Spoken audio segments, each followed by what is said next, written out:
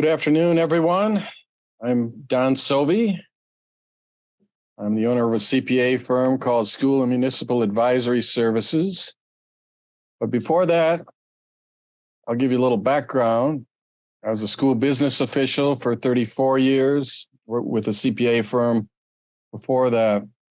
I have a family that is deeply involved in education.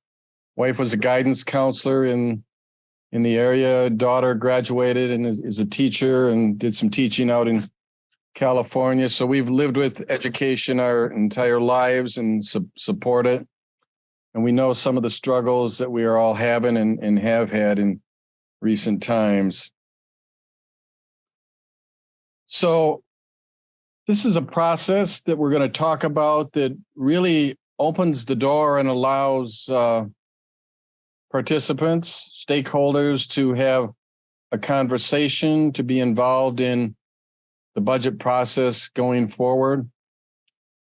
This is not what happens in every school district. In a lot of school districts, we find that the budget is created in the business office with minimal or no input. So this is a desire by your leadership, your superintendent, to let's have some conversation about budget. Let's see what the needs are. And at the same time, tie it into your strategic plan, your strategic thinking that is to drive the district going forward. So with that, I'm going to start with a PowerPoint, just a short one, and it's going to explain a little bit more on why zero-based budgeting. So I'm going to share this screen.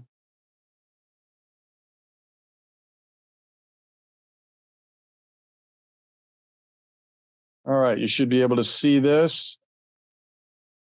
So why would we look at zero-based budgeting in a school district or any organization? Zero-based budgeting has become very popular. We said we spent $100,000 in that afternoon. Like, we got somebody. yeah, we ordered like a new. There we go. Looks like we're muted. Zero-based budgeting has become popular all over the world and helps align the desired goals and mission of an organization with the budget going forward. So some good reasons to look at zero-based budgeting. It opens up a conversation. This process is intended to get broader input, a conversation about needs out there. If we understand the needs, they can be better addressed in the budget. This is a conversation for the entire organization of Battle Creek Public Schools. It's not only leadership, it's everyone that works for the school district. And we want to hear the needs throughout this. It helps develop this as a process that would be ongoing, not a one-time event. And it really looked at as organizational training the entire organization on how to work with this process. The process I've worked with my entire career. It's going to help to fund your strategic plan. You have good strategic thinking in your district. We're going to look at that in a minute. And some good planning. But good planning doesn't go very far unless it's funded. Your influence counts. Every voice counts. We'd like to hear from others. And what is going to make your job more effective for students? When we work with zero-based budgeting, one of the concepts we consider is that every line in that budget, if we look at the budget that is issued by the business office, it's thousands of lines. And we want to make sure that every item in there has a purpose. And when we have a budget that has been rolled over from year to year, and that's how a lot of the school district budgets are across the state, rolled over, not asking what the needs are. We oftentimes have numbers that are based upon somebody that was in the district 20 years ago, even 30 years ago, when that's rolled over with no conversation. So we want every line to have a job that's going to work to the benefit of students. We want to help minimize budget to actual variance. Well, that sounds like accounting jargon, and it is a little bit. But what it is when we develop a budget, by the end of the year, we have to compare the actual expenditures to that budget item, and we want it to be fairly close. If there's a big variance, then our budget just isn't very accurate, and we can end up with surprises at the end of the year. So this helps minimize surprises, help minimize that budget variance. It helps shore up district sustainability. When we know we have an accurate budget, then we know that we're on the right path, and we know that the district is going to be sustainable. So in Michigan, we are blessed right now. We're finishing this COVID period. We had some excellent grants that helped us, but we're reaching the end of those grants. And when those grants are concluded, the general fund needs to stand on its own, and we need to know that you are sustainable. The Battle Creek District is doing very fine in finances, and we need to make sure that your financial strength is good going forward.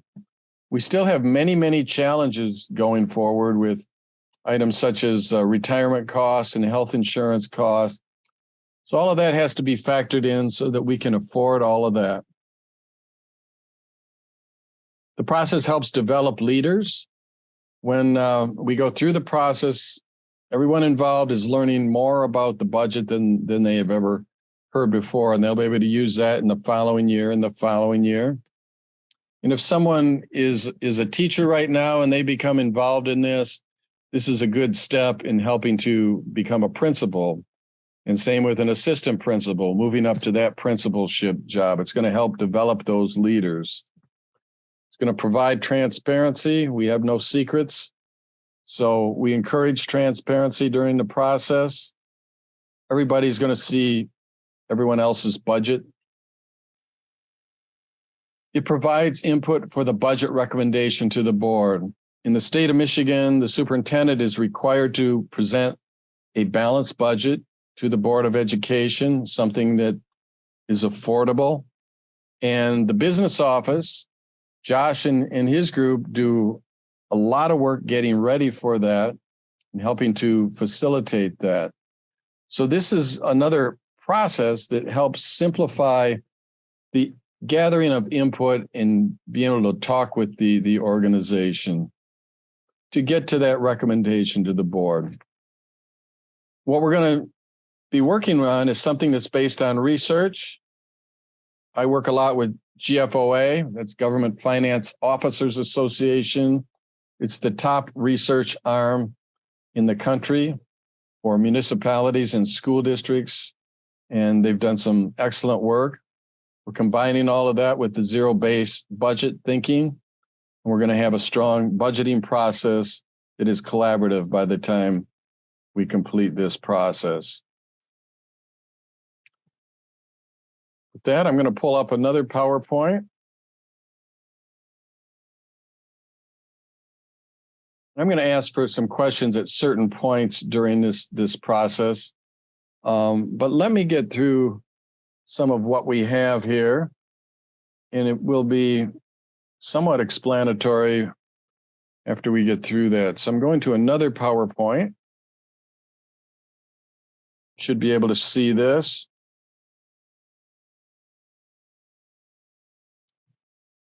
Back in November, I believe it was, we called a meeting of leadership and asked them for their thinking on what budget development goals and decision-making parameters ought to be considered in the new year budget. So this is without any budget being developed. It's planning, it's stepping back and asking, how should we approach this? And that's part of the purpose of today, so we can get some additional input from those that are on the call. We're going to go to the Board of Education on Monday night, get their input. And when this document is completed, then we will have had some good input to move forward. I think you'll enjoy seeing what you see here, because more than ever, it opens up the door for communication. If somebody could monitor the chat for me, either Nathan or Josh or Brenda, because I'm not. I just added a note there that folks can add questions as we go, but I haven't seen any come through yet. So okay, I'll let you know if anything pops up. We'll keep track of them for you. That's perfect. Then we'll address those as we go through or at the end. So I think we have a good start, but we have just a start. We need to hear from some others. We need to hear from you. We need to hear from the board. And then this document will come out during the process a couple times. At the end of the process, we'll ask, did we really follow this roadmap? Oftentimes when budgets are started, there's no concept on the plan. This is starting with that discussion. What is the plan for the budget? So we've developed some budget development goals. And you've already done a lot of this work with your big picture thinking, theory of action that your district has worked on is listed here. I'm not going to read this, but this ties in with your previous strategic plan. Still some more of your current thinking. A vision of 100% success for every Bearcat at the bottom. We see facilities, high quality staff, neighborhood advocacy. Build the capacity of the organization to engage in effective budgeting process. That's really what this is all about. Elevate student and staff voice to create a healthy organizational culture. Develop, communicate, and implement key areas. Infrastructure plan. Your mission from your strategic plan a couple of years ago is here. Engage, empower, collaborate. Your vision, as we said a minute ago.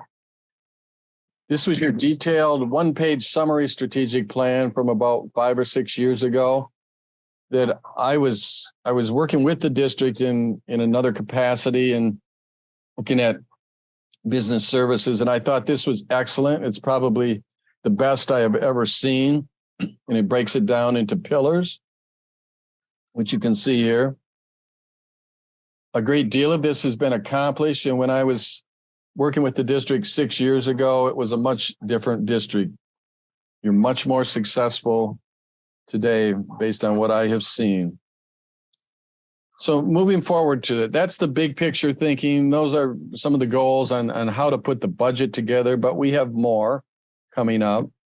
And if we look at the process, the zero-based process on the right, compared with the rollover budgeting process that most districts use, I am not a fan of the rollover budgeting because, as I said, it's based on old, outmoded thinking.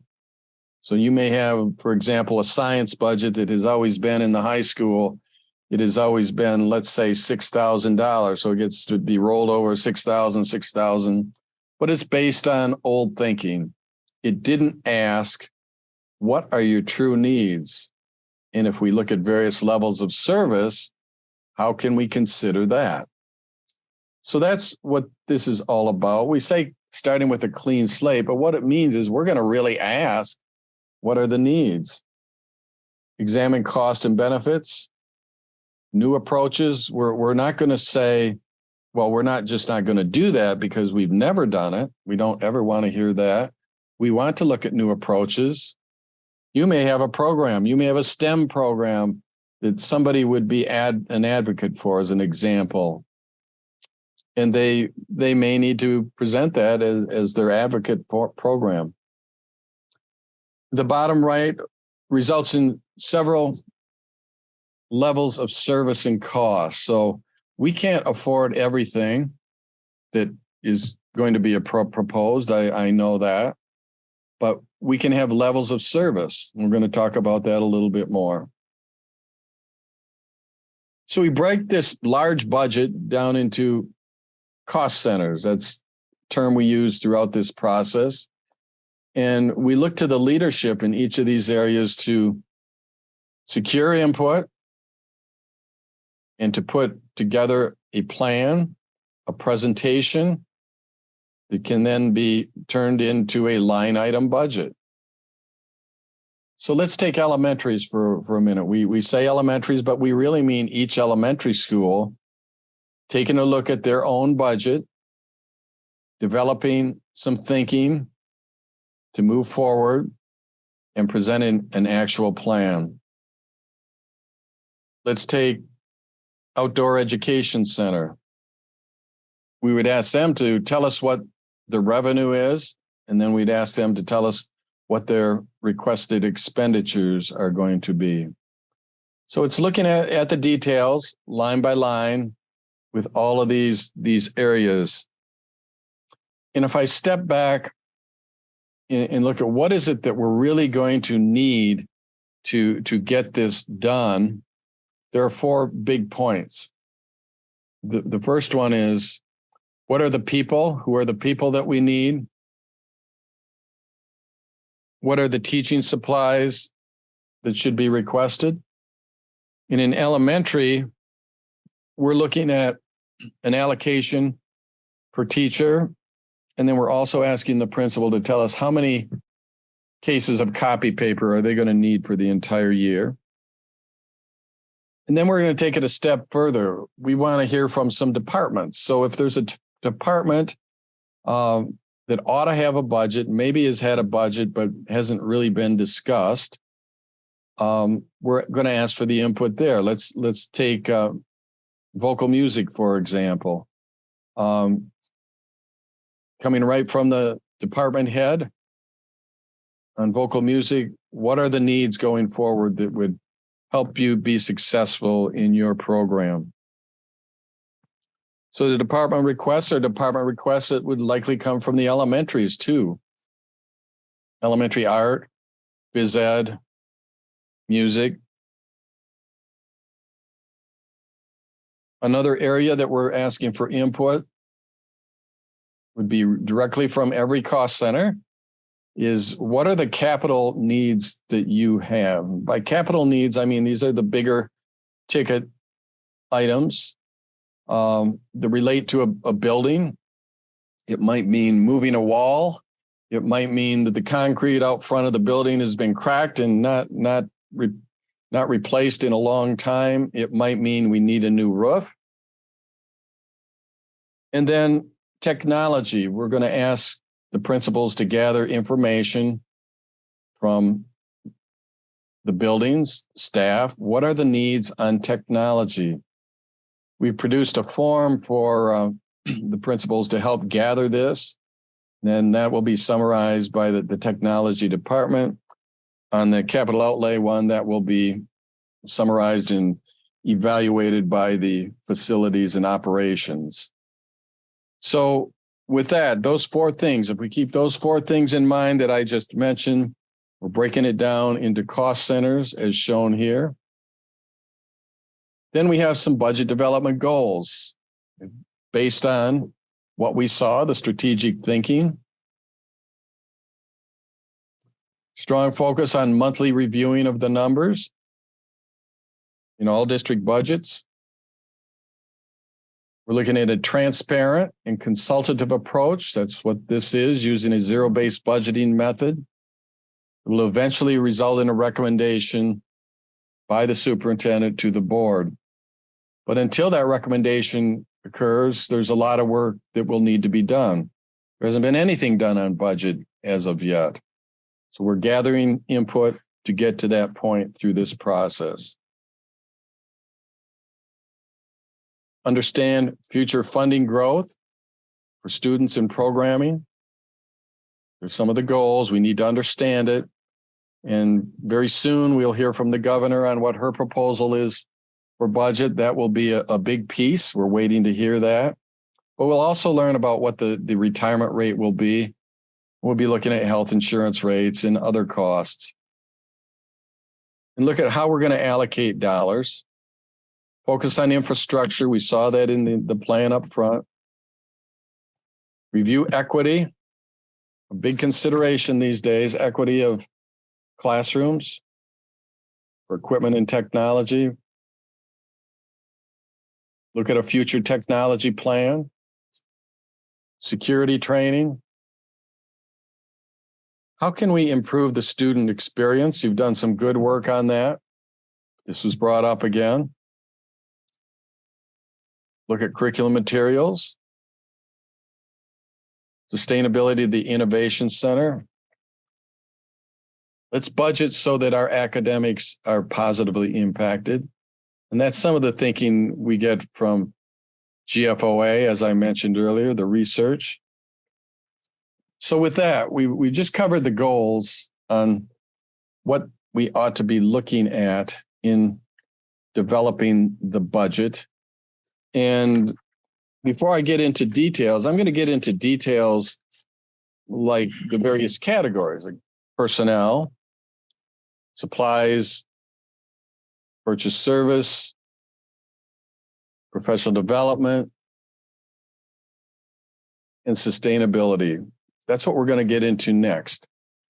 But let's just stop for a minute. If anyone has a goal that we missed the boat on, that wasn't included up above, we have good thinking from the theory of action in the original strategic plan. Is there something that ought to be considered in the big picture goal? And we're talking about big picture goals, and we're going to get into the details. Anything at all?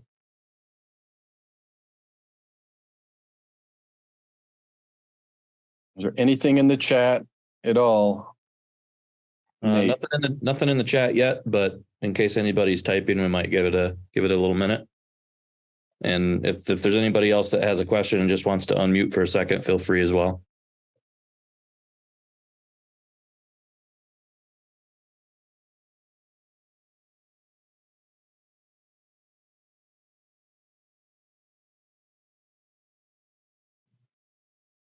There are very few districts that provide the opportunity for this level of employee input. So I hope you view that as a real positive for the district. And there's a genuine interest in hearing that. I'm going to move forward. And if we need to go back to the goals, that will be fine. I think as we go through these parameters, it's going to make more sense. So the first area is programming. Continue annual curriculum review. We're in the education business. We ought to be reviewing that curriculum. CTE programming. Innovation Center. Look at out of the day programs. Plan for them. I'm going to try and not read everything here. Work toward rounded offerings. Consistency of service learning.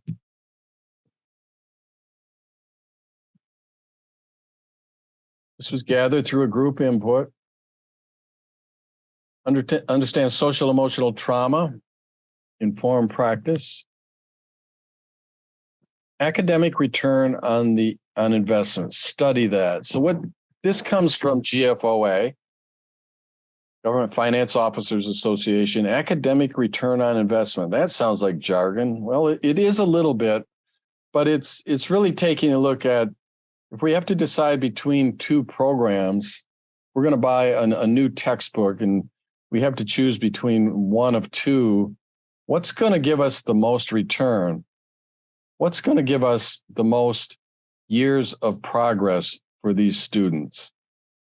And try and analyze it in that fashion. There's a whole white paper on academic return on investment that's available as well. There may be some programs that have been running for 20 or 30 years that have really not been assessed for effectiveness. So there's a There's a way to do that. There's a possibility of doing that. If a program is not successful and it's just continuing, it may need to be looked at. Let's do some comparative analysis of instructional program in other districts and our district. So we have tools. These are the tools, IDEX and Munetrics, that are out there. Your district is very good at using IDEX. We can compare to other districts how you are programming or budgeting with this IDEX tool. Very useful. More under personnel. So now we're starting personnel. And these are the decision-making parameters that have to be considered as you're putting this multi-million-dollar budget together. Review all full and part-time instructional positions. Review certification, including dual certification. Analyze class size. Recruitment.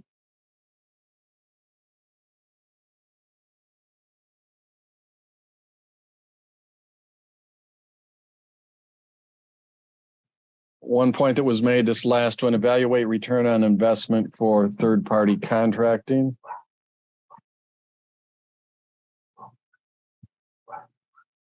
I'm not going to read all these. I'm going to scroll it. If you want to take a note and you have a question, I'll be happy to come back to this. Certification needs, crisis medical response. Review those employment contracts. Make sure they're what the district wants and the organization wants. Cost of employee benefits. It's sometimes effective to take a look at the program and review it periodically.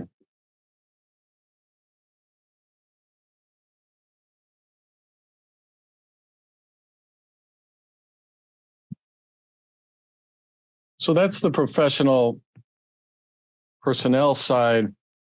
And we just saw a study this week, all the districts in Michigan, about 76% of the expenditures are personnel related, including benefits. So if we understand and work with that personnel side, that's 3/4 of our budget that is considered.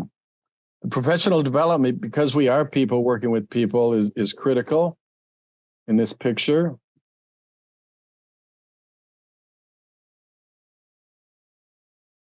Certain specific training for certain programs.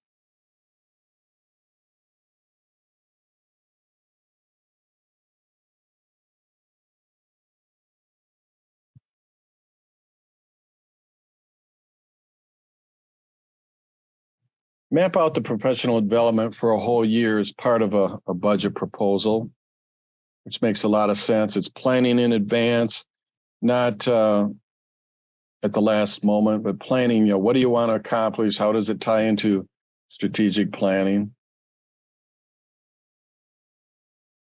Work to onboard new employees. Have a good process. Certification. We have certification programs in business and HR that we can earn through organizations like Michigan School Business Officials.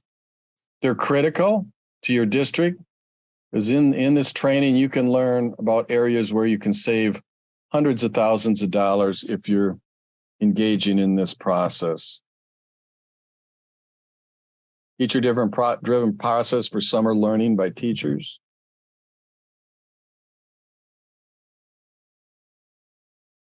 Grow your own leadership program. There's something that came out this week on that from MDE. They have a department that's helping with this. It's probably a thing of the future that we really need to pay attention to.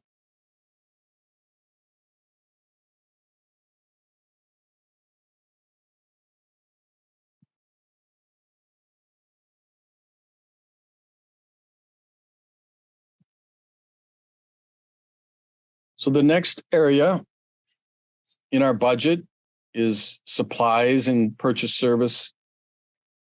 By purchase services, we mean contracted services. So if we had to hire somebody to repair a copy machine from the outside, that's what that would be, a contracted service or a purchase service. So as we're looking at that, how do we look at that for budget? Well, this suggestion is take your inventory before you develop your budgets. There may be some things in buildings where you don't have to order. Look at that per pupil allocation process. Look at budgeting for specials. I mentioned that earlier, art, music, phys ed. Maybe we haven't asked what the needs are. Library books.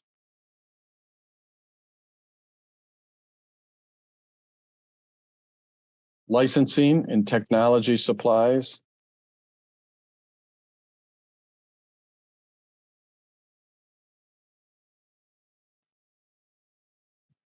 And I'm not going to read all of these, but it's pretty self-evident, and I think they're self-explanatory.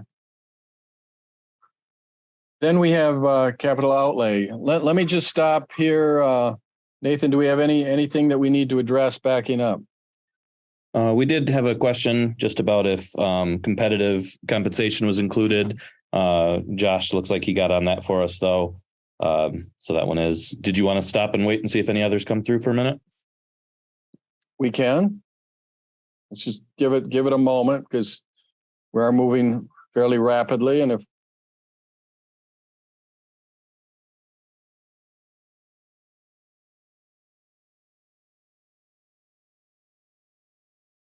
Again, All if right. there's anybody with a question right now, feel free to unmute.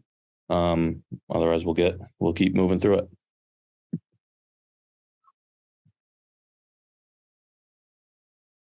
All right, I think we're good. All right, we're into capital outlay. These are the big dollar items in the budget that sometimes are handled with a bond issue, but we need to understand replacement cycles for certain areas. And we do that based upon sometimes getting a facilities needs assessment. So we bring in some professionals to tell us, what is the cost if we upgraded every single building up to today's standards for HVAC, roofs, maintenance, safety, et cetera. So that would be a facilities needs assessment. And we would also look at developing replacement cycles for technology with a 1-to-1 ratio. So the life of the technology is generally not very long.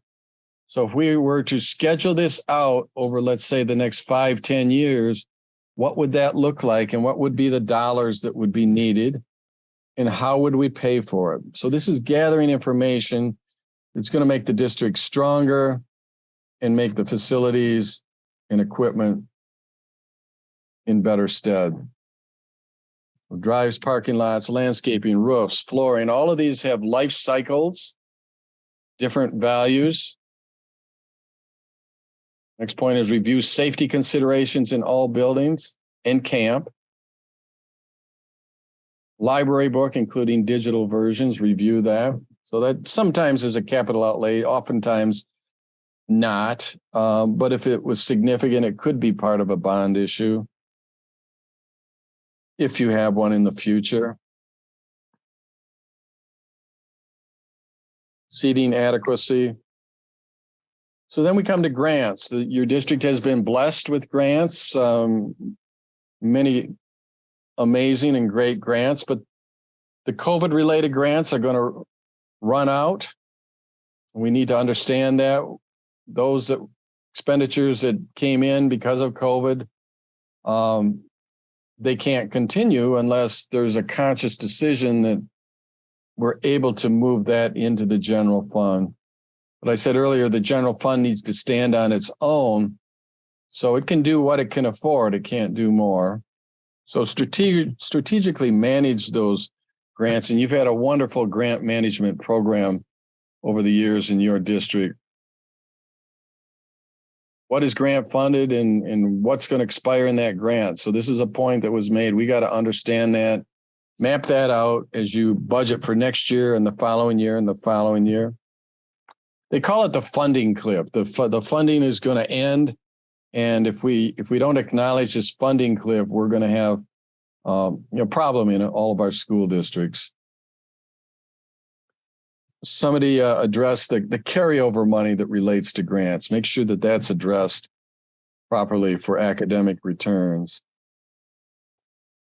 Market and promote.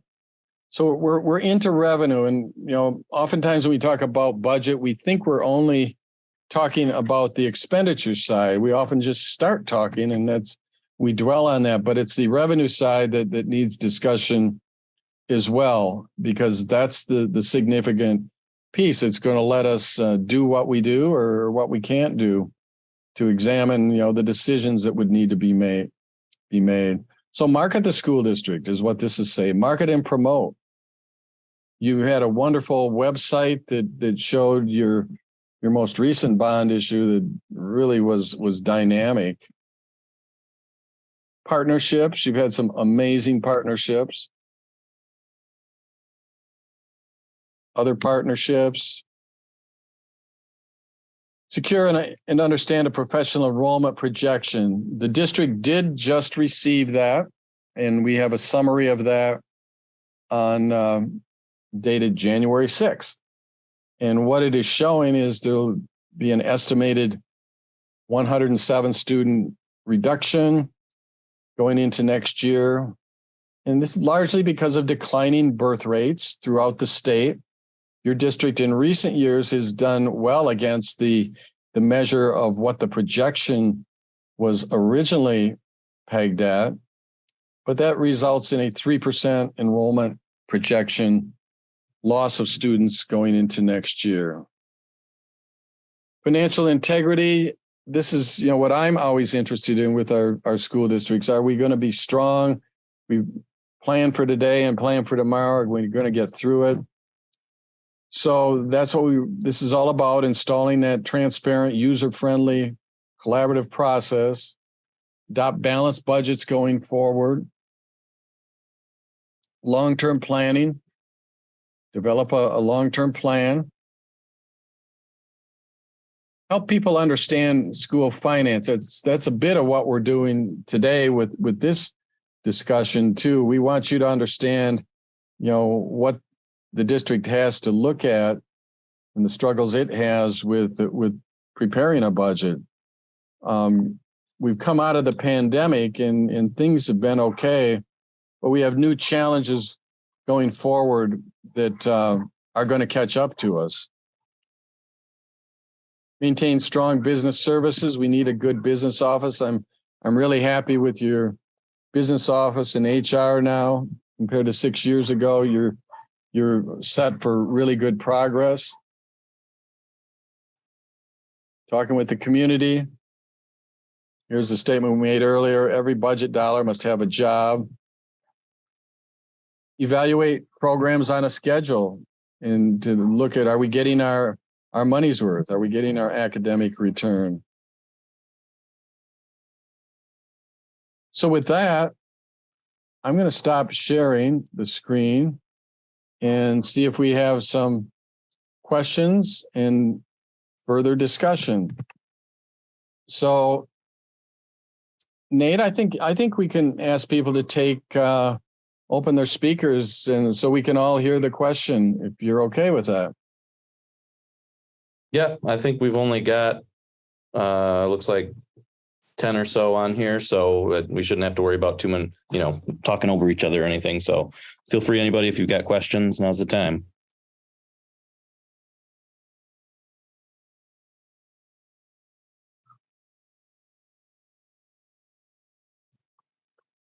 I'm going to call on, while we're thinking, I'm going to call on Josh, who is new to the district. I'm very impressed with Josh's skills. He has, from the district he came from, he did some very amazing work.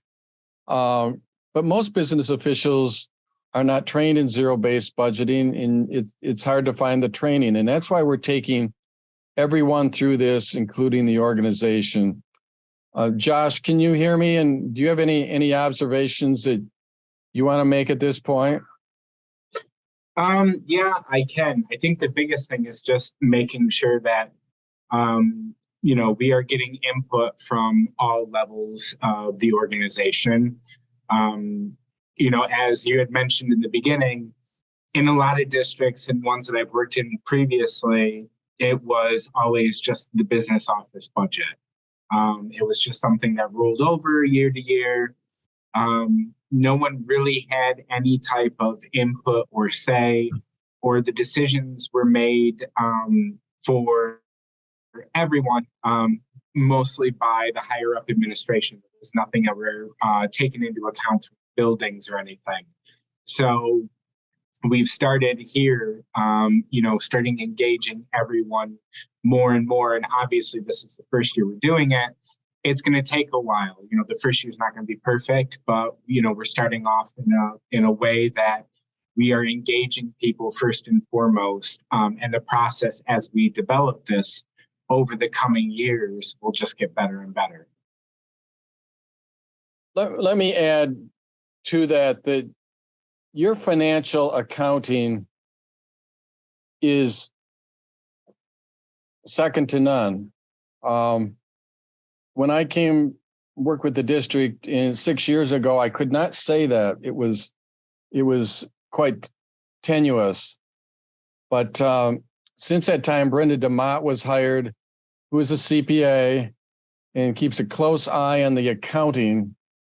So in the last 3 years, as you've gone through your audit report, Brenda is the common denominator, and you have had no findings on your audit report, which means your accounting is good. So it means we don't have to worry about, are we accounting for this or not? Or are we going to have problems? There were no findings for 3 years, and that's very unusual in any school district. And we need to be thankful for that in the Battle Creek district. And now going into this new process, because your accounting is good, it's going to help you understand where the district has been and where it needs to go with good input from you. So I'm happy with the business office. I'm happy with the HR office. Now we're finally at the point where we should be staffed. We are staffed properly and we have good skills. So we should be able to deliver very well and trying to match the needs with that strategic plan. Other points, other questions, conversation.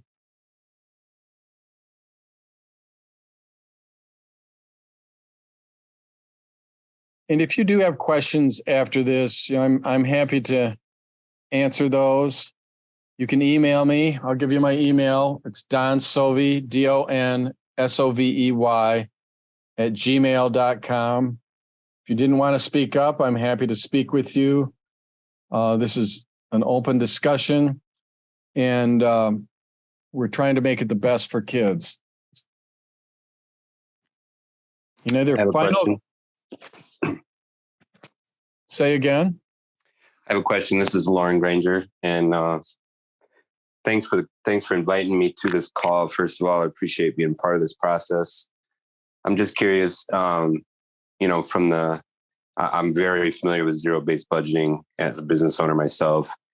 And with an organization as large as this one is, I'm just curious what the plan is to ensure that everyone's voice has an opportunity to be heard. What will the flow chart look like? Who will be in charge of talking to who, and who will make sure that everyone's opinions are taken into consideration? Do you guys have a plan for that? We do. And the information and process we've rolled out to administrators asks them to secure input from all the employees that work for them. So this is an open process. We value that input.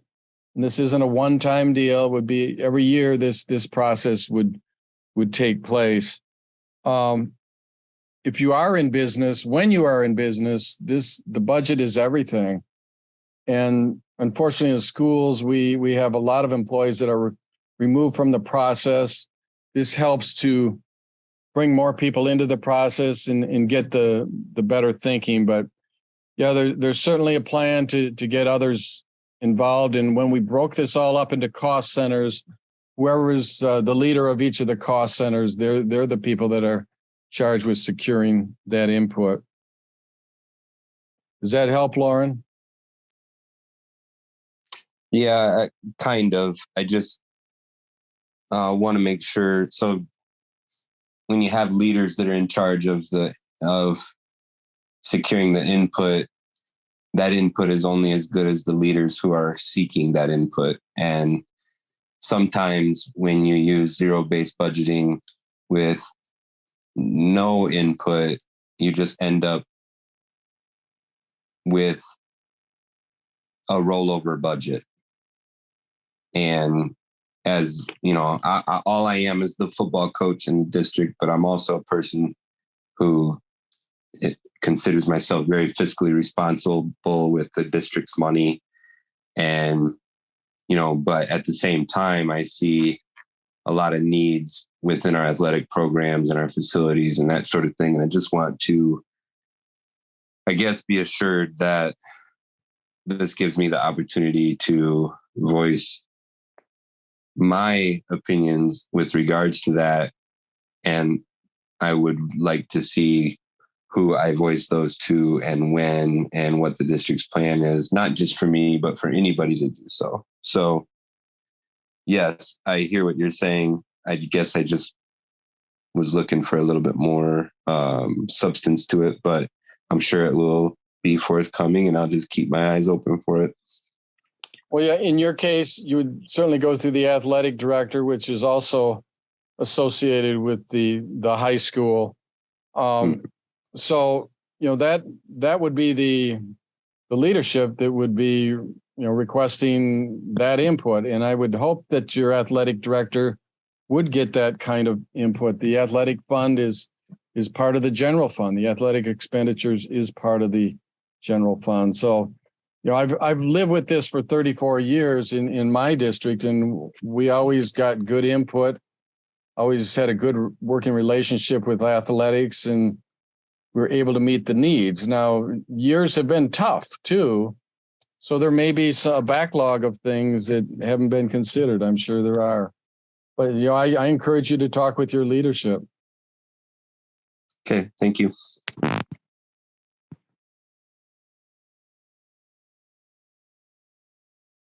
Other question, the numbers are dwindling here, Nathan. So I'm certainly open to anything else.